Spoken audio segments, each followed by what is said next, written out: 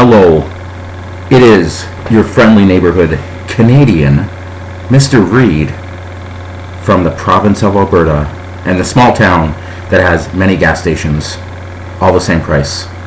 Hashtag price fixing, and lots of liquor stores, but not much else.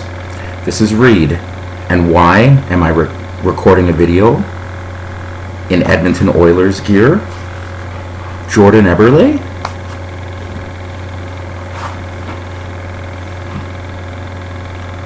You know it's gotta be good if it's an Oiler video, because those are my most popular and my most hated.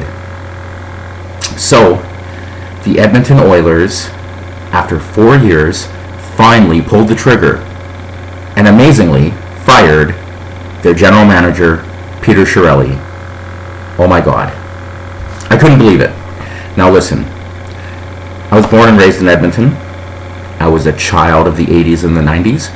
I grew up with the great Oiler dynasty, but I'm not an Oiler fan anymore, and I haven't been for a long time. I still like elements of the Oilers. There were Oiler players over the last 25 years I've enjoyed, but once Mark Messier was traded to New York Rangers, I was done with the Edmonton Oilers. But my hatred for the Edmonton Oiler fan base lives on because they're the worst fans in the NHL. And over the last couple years, you could compare Edmonton Oiler fans with Donald Trump fans. Brainless, mindless sheep buying into the Oiler propaganda. That's how bad Oiler fans have been the last few years, especially on social media, especially defending the Taylor Hall trade made by Peter Chiarelli. Now, 4 years ago, I recorded a very positive video thinking, wow, the Edmonton Oilers finally hired a general manager worth something. And yeah, even though Peter Chiarelli traded Boston Bruins #1 draft pick Tyler Seguin to the Dallas Stars, which would be red flags, he did do some stuff that helped the Boston Bruins win their first Stanley Cup in over 20 years. 30 years. My math isn't so good right now. And that was pretty amazing because in 2011, if you were a true Canadian, like I am, you cheered for the Boston Bruins over the Vancouver Canucks, because it gets to a point where, I mean, the Oiler fan base is pretty stupid. Like, you live in Edmonton, you gotta cheer for Edmonton, you gotta hate Calgary. And it's stupid. It's so outdated. It's played out mentality. It's like white America in the United States. Why do you hate black people? Ooh. It's the same kind of thing. That's why Oiler fans and Donald Trump fans are very comparable, especially in 2019. But if you're a true Canadian and smart, like I am, Boston was Canada's team in the 2011 Stanley Cup Final, because Boston had more Canadian hockey players than the Vancouver Canucks did. And smart Canadians, like me, and the few of us, cheered gladly and happily as Boston won their first Stanley Cup since 1972, since the Bobby Orr days. Stupid Canadian fans, the sheep, the mindless sheep, just like the Oiler fans, cheering the Vancouver Canucks. Stupid. Just because a franchise is in Canada, that's what you base it on? No. Most Canadian players on a hockey team should determine the most Canadian hockey team, especially in this day and age when franchises are owned by companies far away and blah blah blah. But the Edmonton Oilers, I thought, with hiring Peter Chiarelli in 2015, was going to be the thing that was going to lift the franchise out of the dark ages, from the old boys club of the Kevin Lowe, Craig McTavish, all that stuff, the insanity of running in circles. Remember when this is the same franchise that lost Ryan Smith over $100,000, but gladly overpaid, insert 30 hockey names there, but they didn't want to pay Ryan Smith $100,000 back in the late 2000s. But anyway, Peter Chiarelli was supposed to be the chosen one. I feel like Star Wars Episode 3, Revenge of the Sith, when Obi-Wan Kenobi is looking at Anakin Skywalker and he's like, "You were the chosen one. You were supposed to bring balance to the Force, not destroy it." That's what Peter Chiarelli was supposed to do. And yes, He fell into a unique situation because the Edmonton Oilers then won the greatest hockey draft of all time in 2015, the honor to draft franchise hockey player Connor McDavid. Now, it doesn't take a brain surgeon to think, I mean, that's not talent, right? You're drafting Connor McDavid. It's Connor McDavid. He's a franchise hockey player. There's Wayne Gretzky, Mario Lemieux, Eric Lindros, Sidney Crosby, and Connor McDavid of my generation. Those are your franchise hockey elite superstar godlike players. So Peter Chiarelli wasn't a genius for picking Connor McDavid. It would have been an interesting hero move now as we go back in time and go, what if he picked Jack Eichel instead? That would have been a twist. But anyway, he didn't. Not that Jack Eichel's finally doing well in Buffalo. But anyway, Connor McDavid. And Connor McDavid should have been Rookie of the Year. He wasn't. He got injured because Philadelphia Flyers proved time and time again, besides the fact that Philadelphia Flyers don't know how to draft a goalie to save their life since Ron Hextall in the 80s. And, Philadelphia Flyers are a cheap hockey team and their fan base is pretty stupid. So, Connor McDavid gets injured, broken collarbone, with a game with the Philadelphia Flyers, ruins his possible Rookie of the Year season, yada, yada, yada. And that's fine. That's what happens at Edmonton Oilers, bad luck karma. And Peter Chiarelli was supposed to be the chosen one.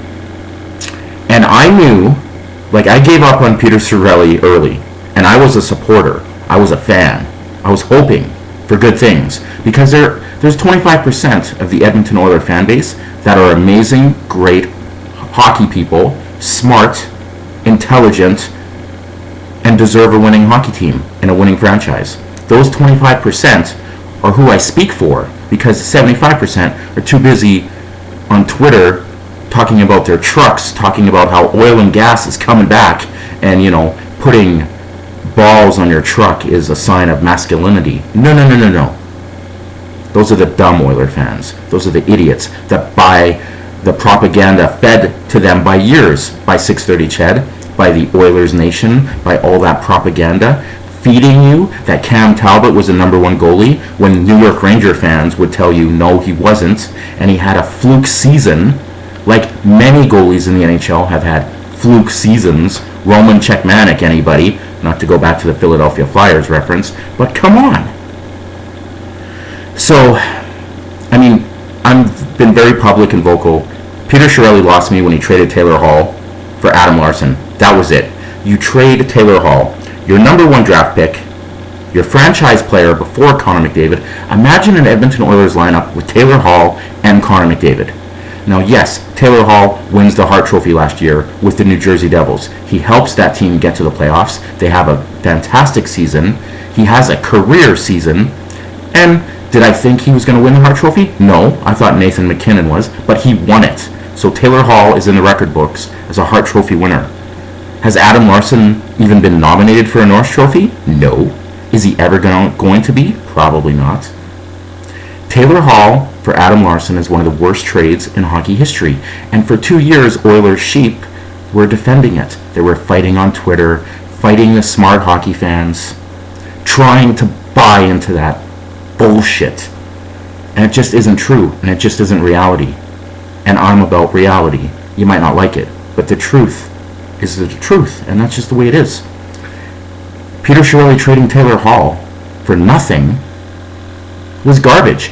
What he should have done is he should have traded Taylor Hall to the Montreal Canadiens, got PK Subban, you fucking lock up PK Subban, you overpay him, you sign him to a long-term deal, thus you don't sign Leon Draisaitl to a long-term deal a couple years later.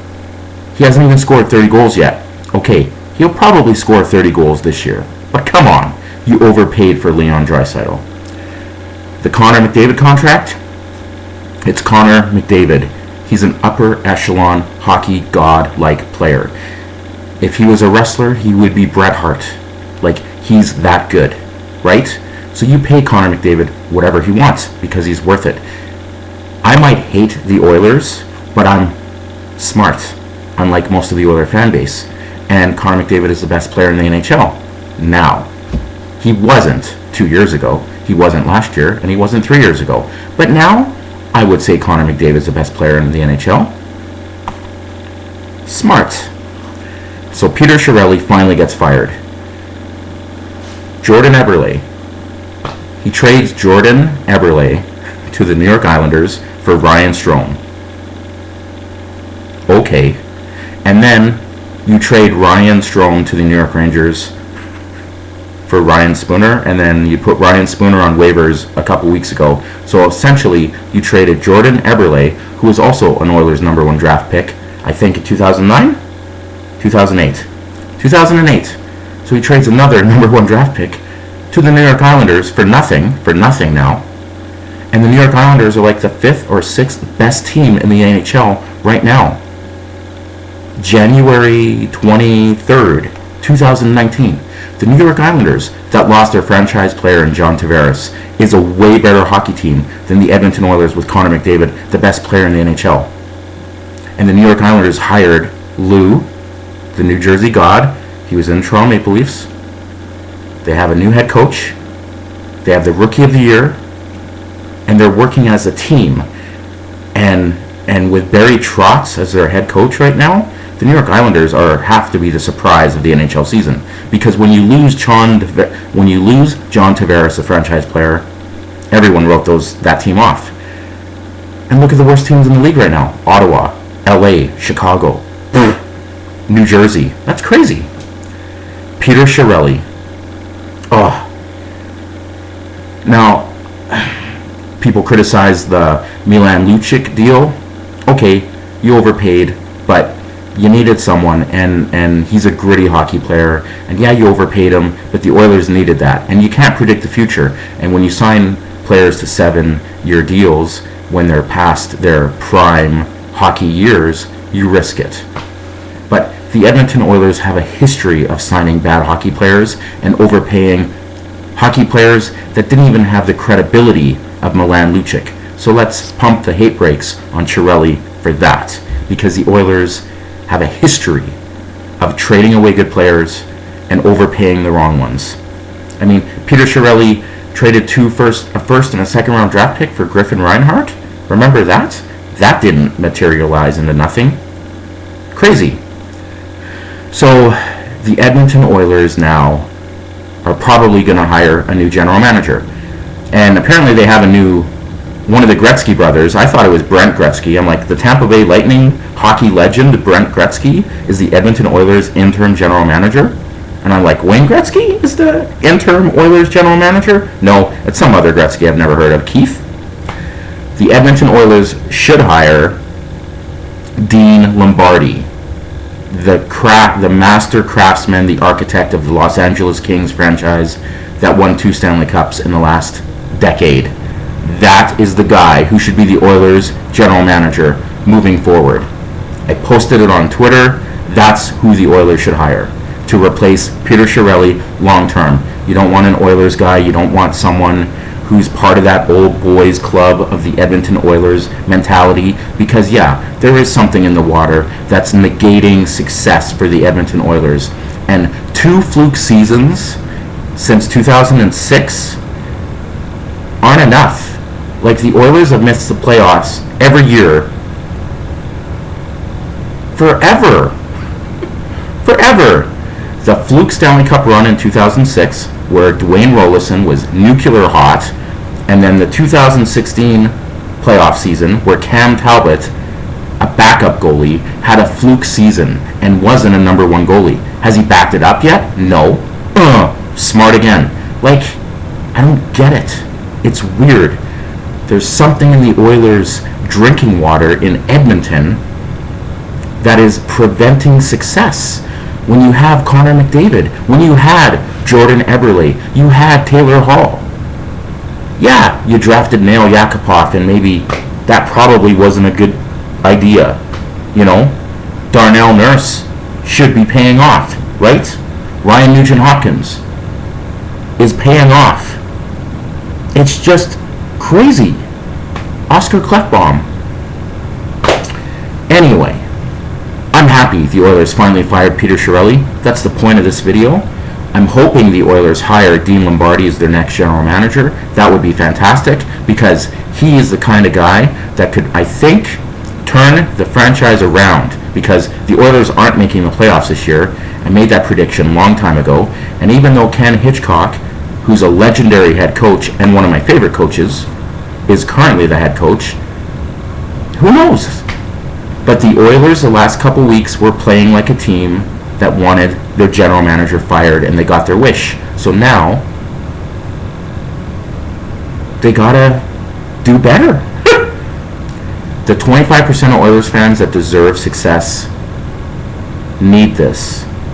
And the 75% of the Oiler Trump fans that are stupid, that are just in the matrix of the propaganda, the sheep, clouded by what they hear from 630 Ched and talk radio and you know, all that stuff, the media, pumping the Oiler propaganda hype machine for the last couple years. Cam Talbot's the #1 goalie. Adam Larson is totally worthy of Taylor Hall. Adam Larson's Bobby Orr, Oiler fans. Cheer him on. Come on.